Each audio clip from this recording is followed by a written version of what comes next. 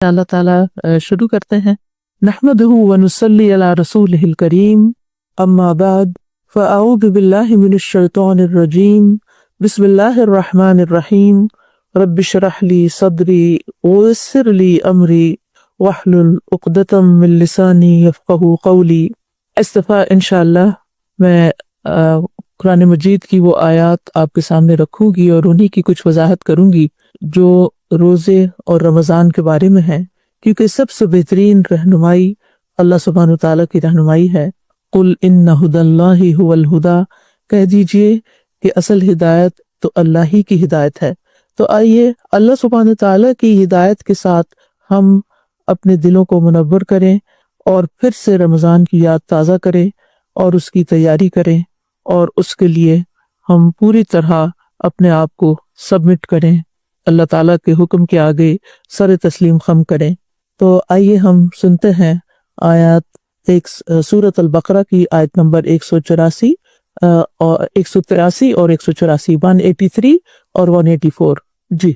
ऐ लोगो जो ईमान लाए हो, ऐ लोगो जो ईमान लाए हो, तुम पे रोजे रखना फर्ज कर दिया गया है। फर्ज इबादत है, जैसा कि तुमसे पहले लोगों पर फर्ज किया गया था। यानी पिछली शरीयतों में भी रोजा फर्ज था। क्यों फर्ज किया गया? ताकि तुम मुत्तकी बन जाओ, तकवा वाले बन जाओ। गिनती के चंद दिन हैं, सारा साल नहीं, कई महीने नहीं, चंद दिन। ये भी नहीं फरमाया कि एक महीना, महीने का लफ्ज नहीं है, गिनती के चंद दिन हैं। फिर जो कोई तुम में से बीमार हो या सफर पर हो तो दूसरे दिनों में गिनती पूरी कर ले, यानी कज़ा रोजे रख ले। बीमारी या सफर की हालत की वजह से अगर रोजा छोड़ना पड़े तो गिनती पूरी करना जरूरी है। 29 का महीना है तो 29 की गिनती पूरी करेगा, 30 का महीना है तो 30 की गिनती पूरी करेगा। और जो लोग ताकत रखते हो वो एक मिस्कीन का खाना फिदिया दे दें। यानी अगर ऐसी बीमारी है कि जिसमें शफा याब होने की उम्मीद नहीं तो फिर वो फिदिया दे दें। बस जब कोई खुशी से नेकी करे तो वो उसके लिए बेहतर है, और ये कि तुम रोजा रखो तुम्हारे हक में बेहतर है अगर तुम जानते हो। ये जुमला बड़ा अहम है। बस जो कोई खुशी से नेकी करे तो वो उसके लिए बेहतर है। ये फिदिया देने से मुतल्लिक भी है और ओवरऑल भी एक उसूल भी है जिंदगी का जो हमें बना लेना चाहिए। फमन ततव्वा खैरन फहुवा खैरुन लह, कि नेकी का जो काम भी हम करें दिल की खुशी के साथ करें। तो बहरहाल यहाँ पर हम देखते हैं कि अल्लाह सुब्हानहू तआला ने ईमान वालों से खिताब किया है। या अय्युहल्लज़ीना आमनू, अल्हम्दुलिल्लाह कि हम सब ईमान वाले हैं। ईमान की निस्बत से अल्लाह ताला ने हमें पुकारा है, लिहाजा हमें अपने ईमान की कदर व कीमत जाननी चाहिए और इस ईमान पर अल्लाह का शुक्र अदा करना चाहिए। और फिर रोजे की फर्जियत का बता दिया गया कि ये एक फर्ज इबादत है। और फिर रोजा उन अहकामात में से है, यानी वो शरई हुक्म है जो हर जमाने में रहा है, यानी सिर्फ तुम्हारे लिए नहीं, पहलों के लिए भी ये फर्ज था। रोजा क्या है? रोजा के लिए अरबी में लफ्ज सोम इस्तेमाल होता है। सोम का लफ्ज सियाम से है, जिसका माना होता है रुक जाना। और शरीयत में तुलुए फजर से गुरूब शम्स तक रोजा तोड़ने वाली चीजों को छोड़कर अल्लाह की इताअत बजा लाने का नाम रोजा है। यानी उन चीजों से बचना है जो रोजा तोड़ने वाली हो, और रोजे की हालत में अल्लाह की इताअत के काम करने हैं। और बजाते खुद रोजा रख कर हम दरअसल अल्लाह ताला की इताअत का सबूत दे रहे होते हैं। रोजा एक फर्ज इबादत है। मुस्नद अहमद की रिवायत में आता है अबू ज़र रज़ी अल्लाहु अन्हु से कि उन्होंने पूछा, ऐ अल्लाह के रसूल, मुस्सौम, रोजा क्या है? क़ाला फर्जुन मुज्ज़ियुन, आपने फरमाया ये ऐसा फर्ज है जो किफायत करने वाला है, जिस पर जज़ा दी जाने वाली है। लिहाजा नबी सल्लल्लाहु अलैहि वसल्लम ने खुद इसको एक फर्ज इबादत करार दिया। इस्लाम की बुनियाद जिन चीजों पर कायम है उनमें से एक रोजा रखना है, और फर्ज रोजे साल में सिर्फ एक ही बार फर्ज है, और वो रमजान के महीने के। और मकसूद क्या है? लअल्लकुम तत्तकून, यानी रोजे की फर्जियत की हिकमत बयान की जा रही है, और वो है कि तुम अल्लाह अज़्ज़ा व जल्ला का तकवा इख्तियार करो। गोया हमें हमारा जो रोजा रखने से हदफ है, रोजा तो एक अमल है ना, और जहां हमने पहुंचना है वो क्या है?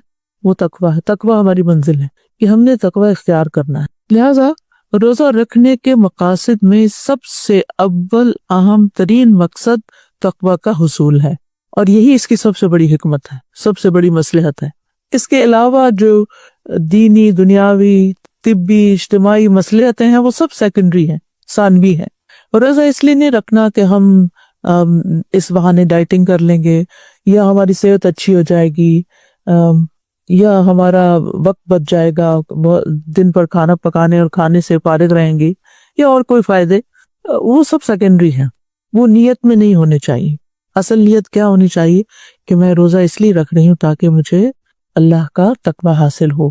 تقوی کا لفظ جو ہے نا، یہ واو قاف یا کے مادے سے ماخوذ ہے، جس کا مطلب ہوتا ہے ایک چیز کو دوسری چیز کے ساتھ دور ہٹانا، دفع کرنا، ایک چیز کو دوسری چیز سے ہٹانا. متقی آدمی اپنے آپ کو نیک عمل کے ذریعے نافرمانی سے اور اللہ کے عذاب سے بچاتا ہے. اور تقوی کی تعریف میں بہت سے اقوال ملتے ہیں، ان سب کو اگر پڑھیں تو ان کا خلاصہ یہ نکلتا ہے کہ اللہ تعالیٰ کی رضا اور خوشنودی کی خاطر نیک اعمال کرنا، اور اس کی ناراضگی اور عذاب کے ڈر سے معاصی اور گناہ چھوڑ دینا. اللہ تعالیٰ کی رضا کی خاطر، اللہ کی خوشنودی کی خاطر، یعنی روزہ کس لیے رکھنا ہے؟ اللہ کی رضا کی خاطر. اور پھر یہ کیا شمار ہوگا؟ نیک عمل شمار ہوگا. یعنی یہ نیک عمل اللہ کی رضا کی خاطر کرنا ہے. اور پھر اس روزے میں کسی قسم کا کوئی ایسا کام نہیں کرنا کہ جس سے روزہ فاسد ہو، اس کی ناراضگی سے بچتے ہوئے، اس کی حکم عدولی سے بچتے ہوئے. نہ صرف یہ کہ روزے کو فاسد کرنے والے کام چھوڑنے، بلکہ اس تربیت سے عملی زندگی میں وہ سارے کام چھوڑنے ہیں جو اللہ تعالیٰ کی ناراضگی کے ہیں. تو گویا ہمارے سامنے دو بڑی اہم چیزیں ہیں.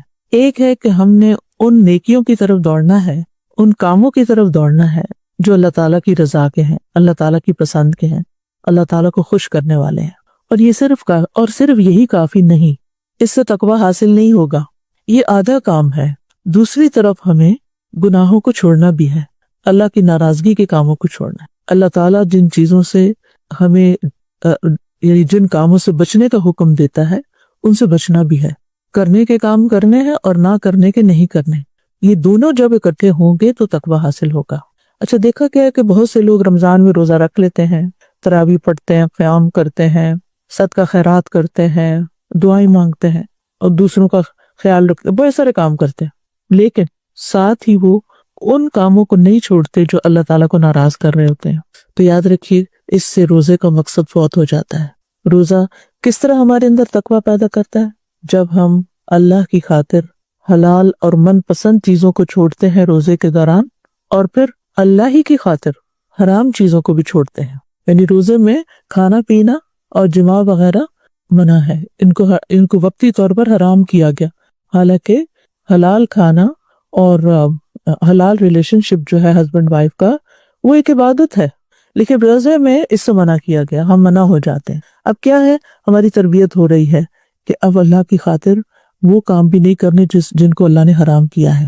پھر یہ کہ روزے کی حالت میں ہر وقت اللہ کی نگرانی کا احساس ہوتا ہے. تو ہم نے اس سبق کو یاد کر کے اپنی عملی زندگی میں رمضان کے بعد بھی جاری رکھنا ہے کہ ہم نے اللہ کی نگرانی کو محسوس کرنا ہے کہ ہم کہیں پر بھی ہوں، ہم اکیلے ہوں، ہم سب کے درمیان ہوں، ہم خرید و فروخت کر رہے ہوں، ہم کسی عورت سے بات کر رہے ہوں، کسی مرد سے بات کر رہے ہوں، ہم اپنے گھر والوں کے درمیان ہوں، ہم کسی شادی کی محفل میں ہوں، ہم کسی غم کے موقع پر ہوں، ان تمام مواقع پر یہ یاد رکھنا ہے کہ اللہ ہمیں دیکھ رہا ہے اور ہم نے وہ کرنا ہے جو اللہ تعالیٰ چاہتا ہے، اور وہ چھوڑ دینا ہے جو اللہ تعالیٰ جس سے منع کرتا ہے، وہ کام نہیں کرنے کیونکہ اللہ تعالیٰ دیکھ رہا ہے.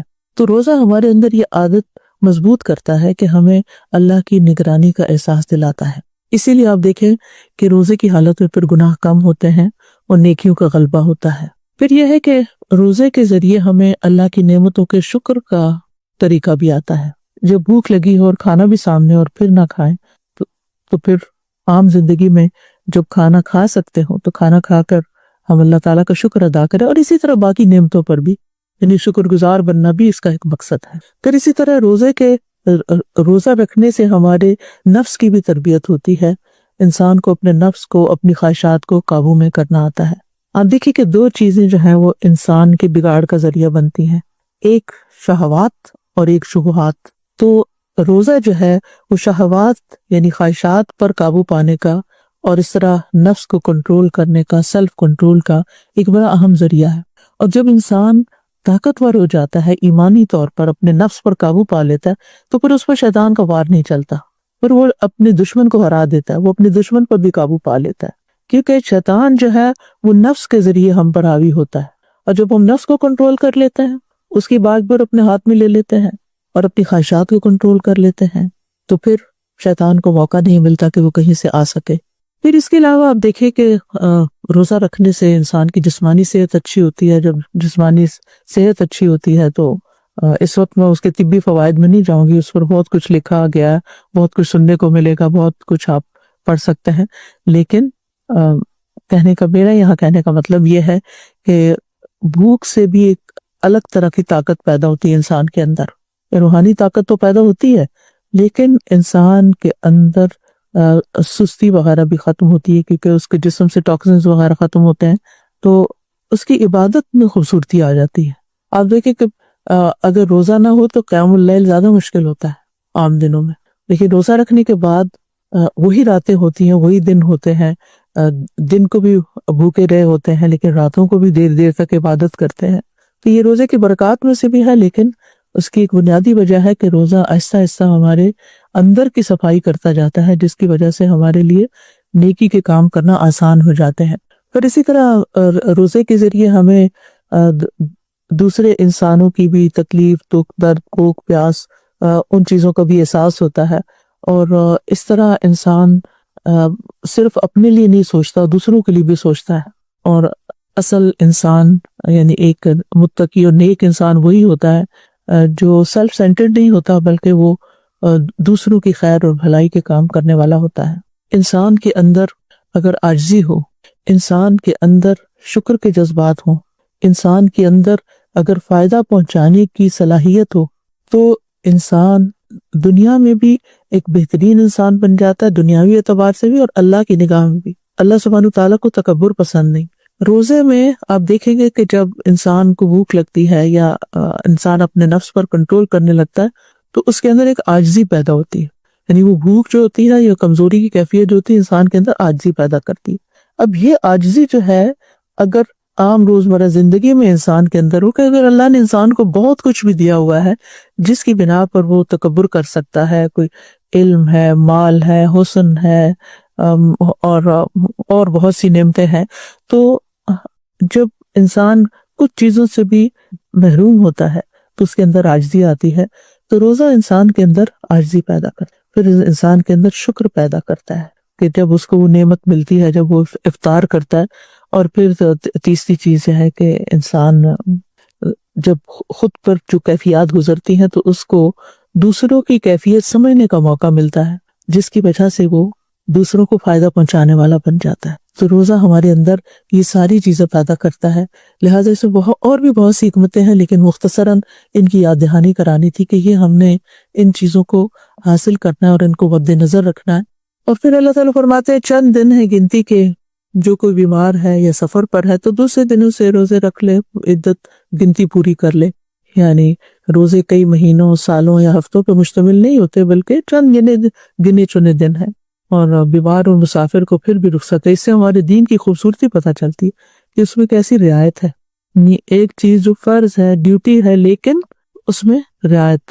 ہمیں بھی اپنی زندگی میں اس چیز کو لانا چاہیے کہ بعض اوقات ہم دوسرے انسانوں کے ساتھ جب معاملہ کر رہے ہوتے ہیں، ان کو کچھ ذمہ داریاں سونپ رہے ہوتے ہیں، تو پھر ان کا ایک ہیومن آسپیکٹ بھی ہوتا ہے کہ ان کے اندر بیماری بھی ہو سکتی ہے، ان کے اندر کچھ ایسی مجبوری ہو سکتی ہے کہ جس کی وجہ سے اگر وہ اپنا کوئی کام پورا نہ کر سکے، جیسے گھر کے ملازم ہی ہو سکتے ہیں، تو وہاں پر ان کے ساتھ رعایت برتنے والے ہوں۔ اور ویسے بھی زندگی میں دوسرے انسانوں کے ساتھ رعایت برتنا، کہ کسی نے اگر آپ کا حق پورا نہیں بھی دیا تو کوئی بات نہیں، اس کی مجبوری کو، اس کی ضرورت کو اگر انسان سمجھے تو انسان کے لیے کام کرنا آسان ہو جاتا ہے۔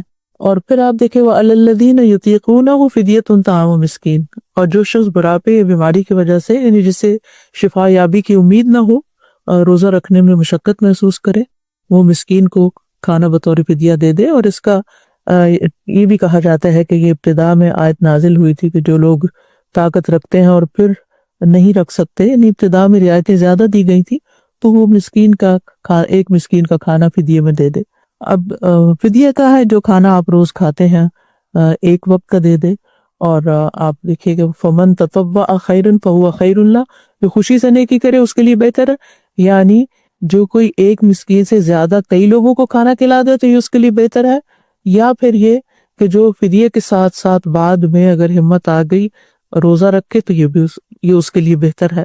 وَأَن تَصُومُوا خَيْرٌ لَكُمْ، اور یہ کہ تم روزہ رکھو یہ تمہارے حق میں بہتر ہے، ان کنتم تعلمون، اگر تم جانتے ہو۔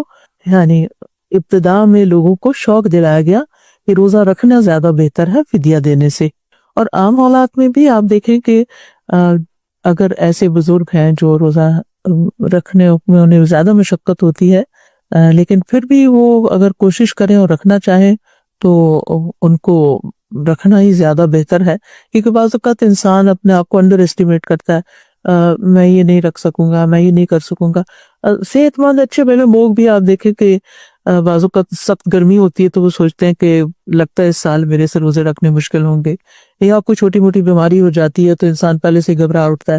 تو یہ اگر یہ بات یاد رہے وَأَن تَصُومُوا خَيْرٌ لَكُمْ إِن كُنتُم تَعْلَمُونَ، یعنی اگر تمہارے سامنے اس کا اجر آ جائے اور اس کا فائدہ تمہیں پتہ چل جائے تو پھر تو تم روزہ ہی ضرور رکھو گے۔ اور ویسے بھی آپ دیکھیں کہ اللہ سبحانہ وتعالیٰ فرماتے ہیں کہ ایک نیکی کا ثواب 10 گنا سے 700 گنا تک ہے، یہ حدیث قدسی ہے، اور روزہ صرف میرے لیے ہے، میں اس کا بدلہ دوں گا۔ یعنی باقی نیکیوں کا بدلہ بتا دیا گیا کہ کتنے % ملے گا تمہیں، لیکن روزے کا بدلہ اللہ تعالیٰ خود دے گا۔ تو یعنی اس کا ثواب جو ہے، اس کا اجر جو ہے وہ یعنی ان گنت ہے، بے شمار ہے، انسان اس کو امیجن بھی نہیں کر سکتا۔ اور پھر سب سے بڑا فائدہ کیا ہے، روزہ آگ سے ڈال ہے، یعنی آگ بہت بڑی بلا ہے، جہنم بہت بڑی مصیبت ہے، اس سے بڑی کوئی تکلیف کی چیز نہیں۔ تو یہ روزہ جو وہ انسان کو آگ کی طرف جانے سے روکتا ہے، یہ آگے آ جائے گا، اس کے لیے ڈھال بن جائے گا، جیسے میدان جنگ میں دشمن کی وار سے بچنے کے لیے ڈھال ہوتی ہے۔ اور پھر روزہ دار کے منہ کی بو اللہ کے نزدیک مشک سے زیادہ بہتر ہے۔ اور بھی بہت سی احادیث ہیں جس سے موٹیویٹ کیا گیا کہ روزہ رکھنا کتنا فائدے کا ہے۔ وہ احادیث آپ کتابوں میں پڑھتے بھی ہیں، سن بھی چکے ہیں، یہاں صرف چند اہم باتوں کی طرف توجہ دلانا مقصود ہے، اس لیے وہ ان ساری تفصیلات کو چھوڑ رہی ہوں۔ پھر آپ دیکھیں کہ روزے فرض کرنے کے لیے اللہ تعالیٰ نے رمضان کے مہینے کو منتخب کیا، اور قرآن کو نازل کرنے کے لیے بھی رمضان کے مہینے کو منتخب کیا۔ اس سے خاص طور پر اس مہینے کی اہمیت ہمارے سامنے آتی ہے، یعنی شہر رمضان الذی انزل فیہ القرآن۔ تو آئیے ہم ایک اور آیت سنتے ہیں اور پھر اس کے بعد ہم اس پہ بات کریں گے کہ بعض اوقات اللہ سبحانہ تعالیٰ کچھ چیزوں سے ہمیں جب روکتے ہیں تو اس کے بڑے ہی فائدے ہوتے ہیں۔ رکنا ایک مشکل کام ہوتا ہے نا، ہم سب سیڈ تھے کہ انسٹیٹیوٹ بند ہو گیا اور آڈینس نہیں، لیکن مجھے اس وقت میں اپنے آپ کو کھنگال رہی تھی کہ میں ہمیشہ دعا کرتی ہوں کہ اللہم انی اسألک الرضا بعد القضاء، کہ اللہ مجھے تقدیر کے نافذ ہونے کے بعد مجھے راضی کر دینا۔ تو میں کتنی راضی ہوں، الحمدللہ۔ دل میں ایسی ٹھنڈک تھی، ایک لمحے کے لیے بھی کوئی تکلیف، کوئی غم، پریشانی، کوئی فکر لاحق ہی نہیں ہوئی کہ یہ سب کچھ آج بند کیوں ہو گیا اور میں اکیلے بیٹھ کے یہ کیسے کروں گی۔ الحمدللہ کہ اللہ تعالیٰ، یعنی ہم کچھ چاہتے ہیں اور اللہ تعالیٰ ہمارے لیے کچھ اور چاہتے ہیں، اور جو اللہ تعالیٰ ہمارے لیے چاہتے ہیں اسی میں ہمارا فائدہ ہوتا ہے، اور وہی ہمارے لیے خیر و برکت کا باعث ہوتی ہے۔ اس سے ہماری زندگی میں یعنی اللہ تعالیٰ مختلف سچویشنز میں ڈال کر ہمیں آزماتے ہیں کہ ہم اس وقت کرتے کیا ہیں، اب ہم کیا اطاعت گزار ہیں، اس کی رضا پہ راضی ہیں، یا پھر ہم اپسیٹ ہیں۔ اگر ہم اپسیٹ ہیں تو اس کا نقصان اللہ تعالیٰ کو تو کچھ بھی نہیں، خود ہم ہی کو ہے۔ تو اللہ سبحانہ تعالیٰ ہمیں ہمیشہ رکنے والی چیزوں سے رک کر اپنی رضا سے نوازے۔ آپ دیکھیں کہ مجھے تو ہمیشہ جنگ بدر یاد آتی ہے کہ وہ رمضان میں ہوئی تھی۔ صحابہ نے یہ تھوڑی کہا تھا کہ ابھی تو رمضان ہے، تھوڑا ٹھہر جائیں، یا لوگ اس کو عذر بنا لیتے، لیکن جب اللہ کا حکم آ گیا تو بس چل پڑے۔ جی عظمی نورین مائک انمیوٹ کیجئے۔ جی، اور یہی تقویٰ ہے اصل میں، یعنی جب ہم یہ دو کام کر رہے ہوتے ہیں تو ہم تقویٰ کی حالت میں ہوتے ہیں۔ شازیہ نواز، بالکل، जज़ाकुमुल्लाह खैरन। आप लोग तो बहुत हैं शरीक होने वाले, इंशाल्लाह कि फिर किसी मौके पर आप सबसे बात करूंगी।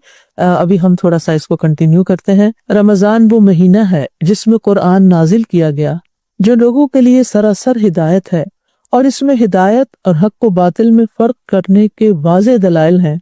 तो जो कोई तुम में से इस महीने को पाए, उसे चाहिए कि उसके रोजे रखे, और जो बीमार हो या सफर में हो तो दूसरे दिनों में गिनती पूरी कर ले।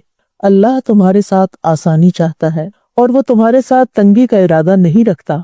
और ताकि तुम गिनती पूरी कर लो, और ताकि जो उसने तुम्हें हिदायत बख्शी है तुम उस पर अल्लाह की बड़ाई बयान करो, और ताकि तुम शुक्र अदा करो। तो यहाँ माह रमजान की अहमियत का भी पता चल रहा है, और कुरान की भी। कुरान का नुज़ूल रमजान के महीने में हुआ, लिहाजा रमजान के महीने को बाकी महीनों पर फजीलत बख्शी गई।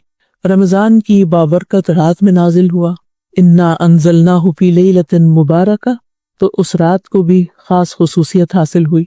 इन्ना अंज़लनाहु फी लैलतिल क़द्र, बेशक हमने इसे कद्र की रात में उतारा। तो लैलतुल क़द्र तमाम रातों में अफसल रात करार पाई। तो ये एक मुबारक महीना है।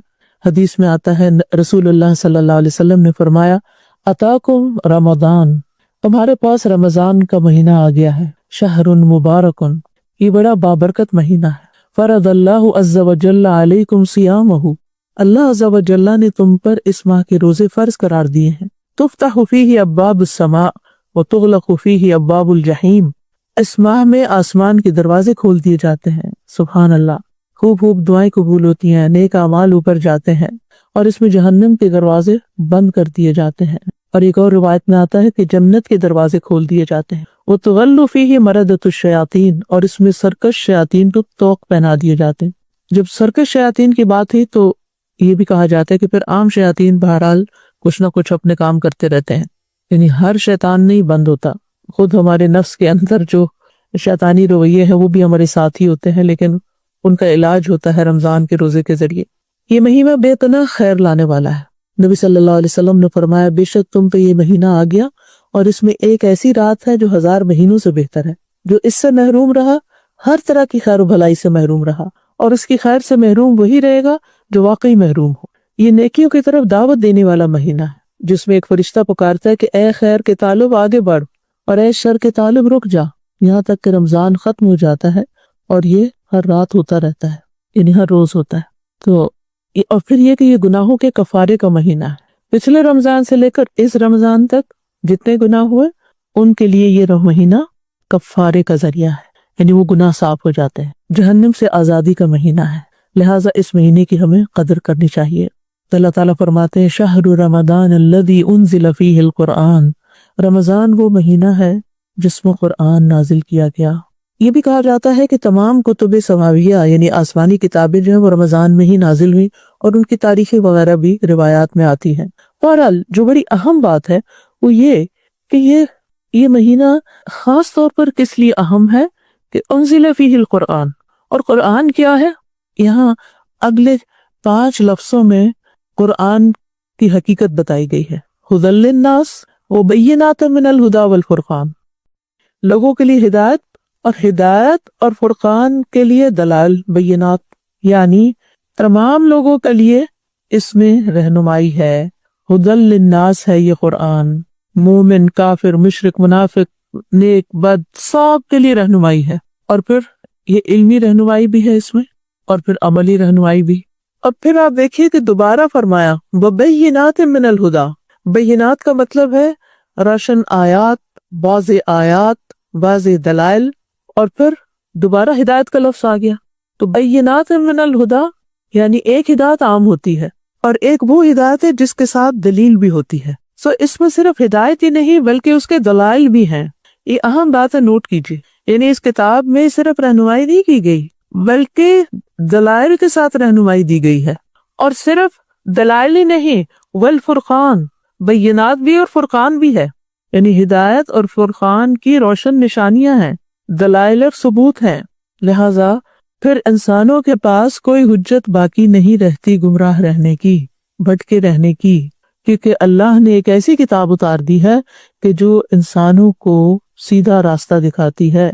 इब्न आशूर कहते हैं कि कुरान की 2 हालतें हैं। جن کے ذریعے اس مہینے کی فضیلت کی طرف اشارہ ہے اس ہدایت اور فرقان کے نزول کی وجہ سے۔ پہلی ہدایت سے مراد عمومی ہدایت ہے، عمومی ہدایت، عام ہدایت، اور پھر بینات من الہدیٰ سے مراد خصوصی ہدایت یعنی دلائل، ہدایت کی نشانیاں جیسے توحید کے دلائل، رسالت کی سچائی کے دلائل، آخرت کے دلائل اور بھی بے شمار چیزیں۔ اور فرقان کا لفظ جو ہے یہ فرق سے ہے، فرق مصدر ہے اس کا، اور حق اور باطل کے درمیان فرق کرنے میں مشہور ہے یہ، یعنی فرقان کا لفظ حق اور باطل کے درمیان فرق کا اعلان ہے۔ تو گویا یہ تکرار نہیں ہے بلکہ ایک عام ہدایت ہے اور ایک خاص ہدایت ہے، یعنی جو دلائل پر مبنی ہے۔ ایک اور معنی بھی کیا گیا، امام ابن تیمیہ اس کے بارے میں کہتے ہیں ہدایت میں عبادت کرنے والے کا بیان اور اس کے ساتھ عبادت کرنے کا طریقہ، اور واضح نشانیوں میں اس کے دلائل اور ثبوت کا بیان ہے۔ اس لیے جو خبر دی جاتی ہے اور اس کا حکم دیا جاتا ہے وہ دلیل کے بغیر مجرد ایک قول نہیں ہے، یعنی قرآن صرف ایک قول نہیں ہے بلکہ اسے واضح نشانیاں اور یقینی دلائل سے واضح کیا گیا ہے اور حتمی ثبوت فراہم کیے گئے ہیں۔ پھر ہم دیکھتے ہیں کہ جیسے ہم قرآن مجید میں ہی دیکھتے ہیں کہ اہل کتاب کے پاس نبی صلی اللہ علیہ وسلم کی نبوت کے واضح دلائل تھے اور اس کے باوجود وہ نہیں مانے، تو اسی لیے ان کی پکڑ زیادہ ہے۔ تو بہرحال قرآن میں اب یہ 3 لفظ آپ نے یاد رکھنے ہیں کہ قرآن کیا ہے؟ قرآن میں ہدایت بھی ہے، اس میں دلائل بھی ہیں اور فرقان بھی ہے۔ ہدایت، دلائل اور فرقان۔ دلیل کے ذریعے ہدایت اور حق کا بیان حاصل ہوتا ہے، لیکن اس کے ساتھ فرقان بھی ضروری ہوتا ہے، اور وہ دلیل اور اس کی مخالفت کرنے والے کے درمیان فرق کرتا ہے، اور رب کی بات اور اس بات کے درمیان فرق کرتا ہے جو اس کے خلاف جاری ہو، رب کی بات کے خلاف۔ اور یہ شکوک و شبہات کا علاج بھی ہے۔ میں نے شروع میں کہا تھا نا 2 چیزیں انسان کے بگاڑ کا سبب بنتی ہیں، شہوات اور شبہات۔ شہوات کس سے دور ہوئی؟ روزے سے۔ اور شبہات کس سے دور ہوتے ہیں؟ قرآن سے، فرقان سے۔ تو ان دونوں کے درمیان ایک گہرا ربط ہے، یعنی رمضان اور قرآن کے درمیان ایک بہترین کنیکشن ہے۔ تو یاد رکھیے کامل ہدایت فرقان کے بغیر نہیں ہوتی، یعنی انسان کو دلائل بھی چاہیے اور پھر وہ صلاحیت بھی چاہیے کہ وہ انسان صحیح اور غلط کا فرق پہچان سکے۔ تو بہرحال یہاں پھر آگے آیت میں فرمایا فَمَنْ شَهِدَ مِنْكُمُ الشَّهْرَ فَلْيَصُمْ، تو تم میں سے جو شخص اس مہینے کو پائے اسے چاہیے کہ روزے رکھے۔ یعنی اب بات متعین کر دی گئی، اب وہ اوپر جو فدیہ والی رخصت تھی نا وہ ختم کر دی گئی، اب یہ یعنی لازمی حکم آ گیا، پھر جس کو بھی طاقت ہے وہ روزہ رکھے گا۔ وَمَنْ كَانَ مَرِيضًا أَوْ عَلَىٰ سَفَرٍ فَعِدَّةٌ مِّنْ أَيَّامٍ أُخَرَ، اور یہ رخصت پر باقی رکھی گئی کہ جو بیمار ہے یا مسافر ہے وہ پھر بعد میں روزہ رکھ کے گنتی پوری کر لے، یعنی مہینہ پورا کرنا ہے اپنا، قضاء روزے رکھنے جو اگلے رمضان تک رکھ لینے چاہیے۔ یرید اللہ بکم اليسر ولا یرید بکم العسر، اللہ تمہارے ساتھ آسانی چاہتا ہے، نرمی کرنا چاہتا ہے، سختی کرنا نہیں چاہتا، تمہیں مشکل میں نہیں ڈالنا چاہتا۔ یعنی یہ ایک ایسی عبادت ہے کہ جو اگرچہ نفس پر بھاری ہے لیکن پھر بھی ان مع العسر یسرا، اس بھوک میں، اس تکلیف میں بندے کے لیے بہت سی آسانیاں بھی ہیں۔ انسان کے اللہ تعالیٰ نے ایسے روزے رکھنے کا ہمیں حکم نہیں دیا کہ جو ہمارے لیے انتہائی مشقت والے ہو جائیں، مشکل والے ہو جائیں، اور پھر اگر کسی پر اتنے روزے کی بھی مشقت ہے تو اس کے لیے رخصت بھی ہے، تو اللہ تعالیٰ نے آسانی بھی پیدا کر دی ہے۔ لیکن گنتی کو پورا کرنا ہے، وَلِتُكْمِلِ الْعِدَّةَ، عدت مکمل کرنی ہے اپنی، اور اس کے ساتھ ساتھ کیا کرنا ہے، وَلِتُكَبِّرُوا اللَّهَ عَلَىٰ مَا هَدَاكُمْ، اللہ کی بڑائی بیان کرنی ہے اس پر جو اس نے تمہیں ہدایت دی ہے۔ اور یہ ہدایت کون سی ہے؟ ہدایت علم اور ہدایت عمل۔ اللہ نے رہنمائی بھی کی اور اس کے ساتھ ساتھ عمل کی توفیق بھی دی، لہٰذا جب رمضان کے روزے آپ رکھیں اور اس میں قرآن کے ساتھ ایک خاص تعلق قائم کریں اور عام دنوں سے زیادہ قرآن کو پڑھائیں، اور یہ سارے کام آپ سے ہو جائیں اور آپ خود کا حیران ہو کہ کیا میں نے یہ سب کچھ کر لیا، یہ سب کچھ کیسے ہو گیا، تو اس میں کسی تکبر اور فخر کی ضرورت نہیں، اپنے آپ کو کریڈٹ دینے کی ضرورت نہیں۔ کیا کرنا ہے؟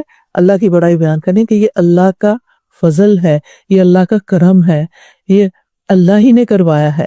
اس ہدایت پر یعنی یہاں پر ہدایت علم بھی اور ہدایت عمل بھی، ہدایت ارشاد بھی اور ہدایت توفیق بھی، یہ سب اللہ ہی کی طرف سے ہے، اس کے دینے سے۔ قرآن ہدایت ہے نا، فرقان ہے، کس نے دیا، کس نے بھیجا، کس نے یہ بندوبست کیا، کس نے رحم فرمایا ہم پر؟ الرحمن علم القرآن، یہ اللہ سبحانہ تعالیٰ نے کیا، لہٰذا بڑائی تو اللہ ہی کے لیے ہے جس نے یہ سب دیا۔ اور پھر اس پر عمل کی توفیق کس نے دی؟ اور خاص طور پر رمضان میں جو عام دنوں سے زیادہ نیکی کی توفیق کس نے دی؟ یہ بھی اللہ نے دی، رہنمائی بھی اس نے کی، عمل کی توفیق بھی اس نے دی، لہٰذا بڑائی تو اللہ ہی کے لیے ہے۔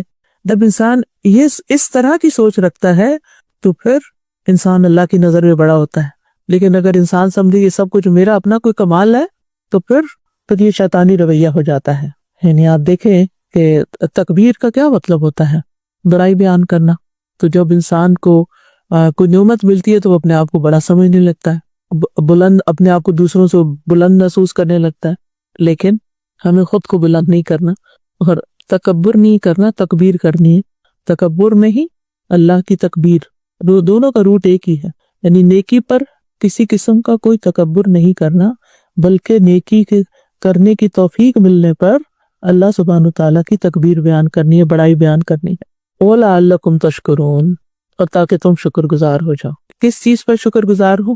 کہ اللہ نے ہمارے لیے آسانی چاہی، اللہ نے ہمارے لیے مشکل نہیں کی، اللہ نے ہمیں بعد میں گنتی مکمل کرنے کی اجازت دی، اور اللہ نے ہمیں تکبیر کہنا سکھائی، اللہ نے ہماری رہنمائی کی۔ تو یہ ساری نعمتیں ہیں، ان نعمتوں پر اور اس سے زیادہ قرآن کی نعمت اور پھر رمضان کی اور روزے کی، یہ سارے اللہ سبحانہ تعالیٰ کے خاص احسانات ہیں ہم پر، لہٰذا ہمیں شکر ادا کرنا ہے۔ اور شکر کیا ہے؟ شکر کی حقیقت کیا ہے؟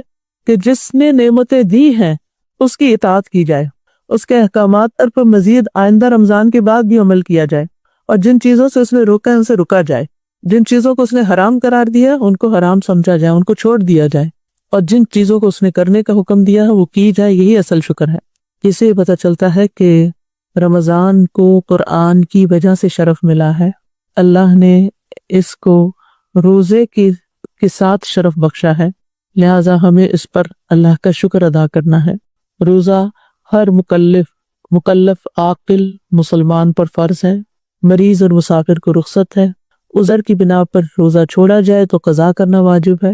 یہ سارے کام آسان ہیں، تنگی سے خالی ہیں، لہٰذا ان سب کاموں کو کرنے کے بعد اللہ کی بڑائی بیان کریں۔ عید کے دن خاص طور پر تکبیرات خوب پڑھیں، یعنی عید کے دن کا آغاز، اور پھر اطاعت کے عہد کریں۔ انشاءاللہ پورے رمضان میں آپ قرآن مجید کے ساتھ خاص تعلق قائم کریں گے، اور جو احکامات ملتے جائیں گے ان پر دل کے ساتھ یہ کہیں گے کہ اللہ ہم انشاءاللہ ان پر عمل کریں گے۔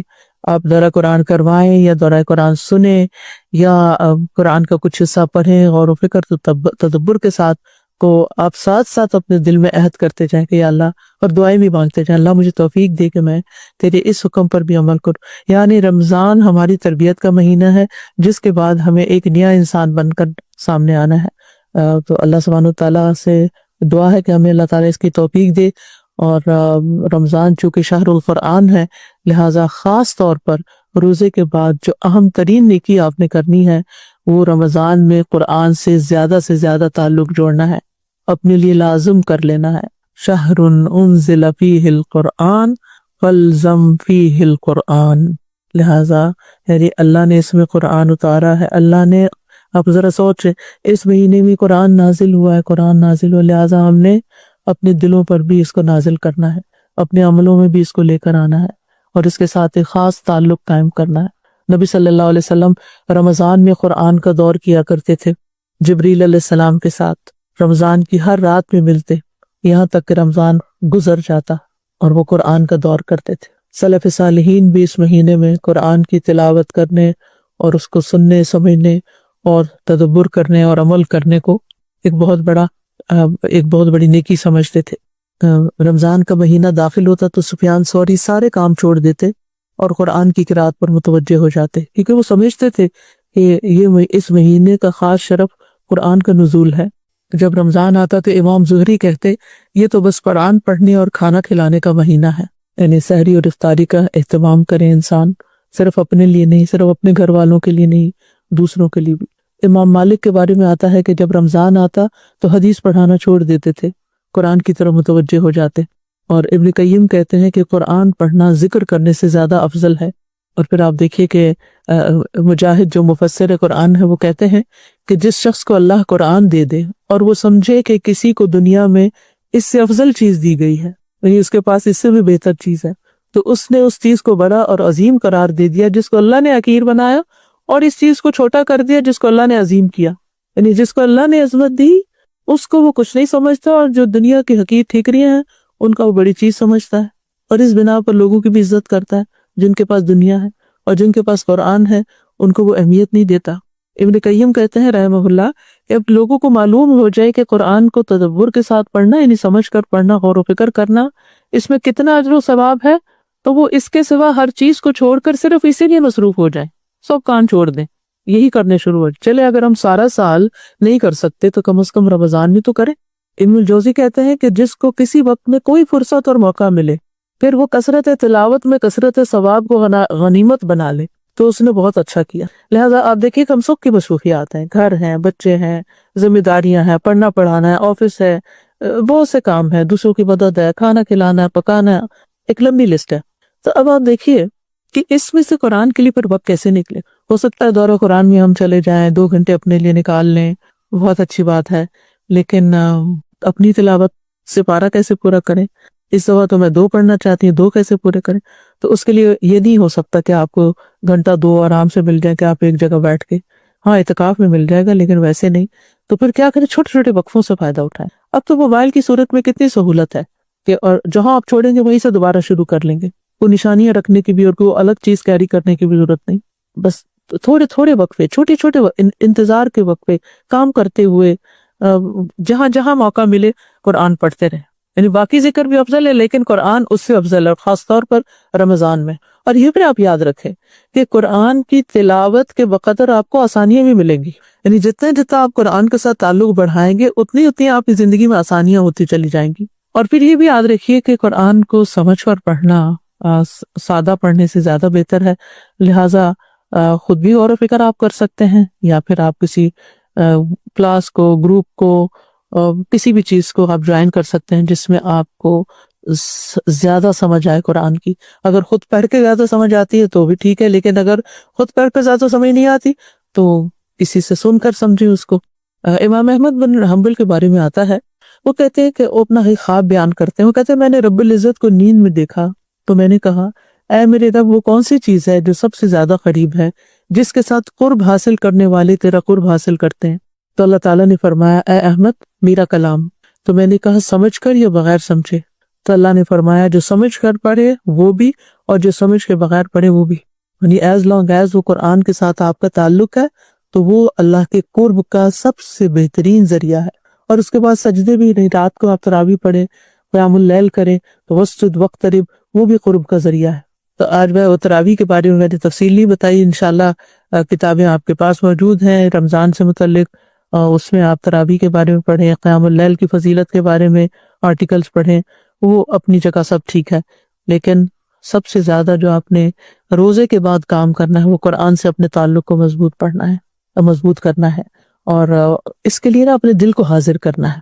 وہ شہید جیسے قرآن میں آتا ہے، تنہائی میں غور و فکر کریں، کام کرتے ہوئے جو پڑھا ہے اس میں سے کسی نقطے پر غور و فکر کریں، کیونکہ قرآن جو ہے یہ القرآن الکریم ہے من حکیم حمید، قسم ہے قرآن حکیم کی. تو یہ حکمت والی کتاب ہے، حکمت والے رب کی طرف سے آئی ہے، رب رحیم کی طرف سے آئی ہے. ابن تیمیہ رحمہ اللہ کہتے ہیں کہ قرآن کریم ایک بابرکت کتاب ہے جو ایسی ذات کی طرف سے نازل کی گئی ہے جو حکمت والا ہے اور حمد کیا گیا ہے. اور جو قرآن کے علاوہ کسی اور کتاب سے ہدایت کو طلب کرتا ہے اللہ اس کو گمراہ کر دیتا ہے. اور یہ اللہ کی مضبوط رسی ہے، اور یہ حکمت بھرا ذکر ہے، اور یہ سیدھا راستہ ہے، اور یہ عجیب قرآن ہے جو بھلائی کی طرف ہدایت دیتا ہے. اللہ نے اس کو اتارا ہے اس حالت میں کہ یہ ہدایت ہے، رحمت ہے، شفا ہے، بیان ہے، نور ہے، بصیرت اور نصیحت ہے. بے شمار فائدے ہیں اس میں. پر آپ یہ بھی کرنا ہے کہ قرآن پڑھتے وقت نا اپنے جائزہ لینا ہے، لوگوں کا نہیں. مشکل یہ ہے کہ جب ہم سنتے ہیں نا کوئی بات تو ہم کہتے ہیں وہ فلاں یہ کرتا ہے، فلاں یہ کرتا ہے. آپ نے ساری توجہ اپنے اوپر رکھنی، اور پھر آپ نے اپنے دل کا جائزہ لیتے رہنا ہے کہ کیا آپ کو نماز میں، قرآن میں آپ کو لذت محسوس ہو رہی ہے، آپ کا دل لگ رہا ہے یا نہیں، یا آپ کا دھیان بار بار اپنے موبائل کی طرف جا رہا ہے، یا کوئی اور